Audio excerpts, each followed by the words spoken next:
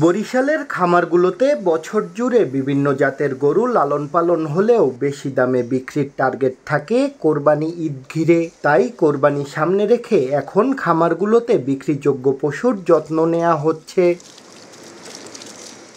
দেশি গরুর পাশাপাশি এবার দেখা মিলবে সাইওয়াল, দেশাল, আরসিসি, নেপাল, ফিজিয়ান, অস্ট্রেলিয়ান ও পাকিস্তানি শাহিয়াল জাতের গরুর। তবে গোখাদ্যের দাম বাড়ার প্রভাব পড়েছে কোরবানির পশুর দামে। খামারে লাইভ ওয়েট মেশিনে বিক্রি করা পশুর দাম কেজি প্রতি বাড়ানো হয়েছে 50 টাকা। হাটের চেয়ে খামারে লালন পালন করা পশু ঝুঁকিমুক্ত জানিয়ে এমন বাস্তবতা ক্রেতারাও মেনে নিয়েছেন।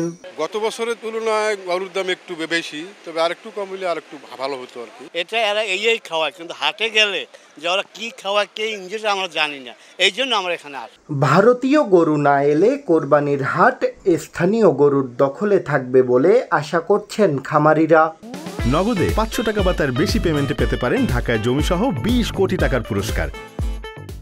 সবকিছু মিলিয়ে দিলে দেখা যাচ্ছে একটু গরুর দামটা একটু বেশি আছে, কিন্তু 500 টাকা সেই তুলনায় বেশি না। ভারত থেকে বা মায়ানমার থেকে যদি গরু আসলে বাংলাদেশে ঢুকে, সেক্ষেত্রে কিন্তু আমাদের দেশের জনগণই ক্ষতিগ্রস্ত হবে। প্রাণী সম্পদ অধিদপ্তর বলছে এবছর বরিশাল বিভাগের 6 জেলায় 26,578 জন খামারি কোরবানিযোগ্য প্রায় 4,49,454টি পশু লালন পালন করেছেন। বিভাগে মোট পশুর চাহিদা 4,32,611টি।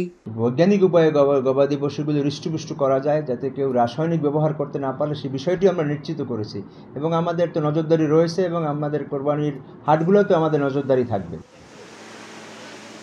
এবছর বিভাগের 6 জেলায় 328টি কোরবানির পশুর হাট বসবে। আইনশৃঙ্খলা বাহিনীর পাশাপাশি 136টি ভেটেরিনারি মেডিকেল টিম হাটগুলোতে কোরবানিযোগ্য পশুর সুস্থতা পরীক্ষা করবে। শাকিল মাহমুদ, সময় সংবাদ, বরিশাল।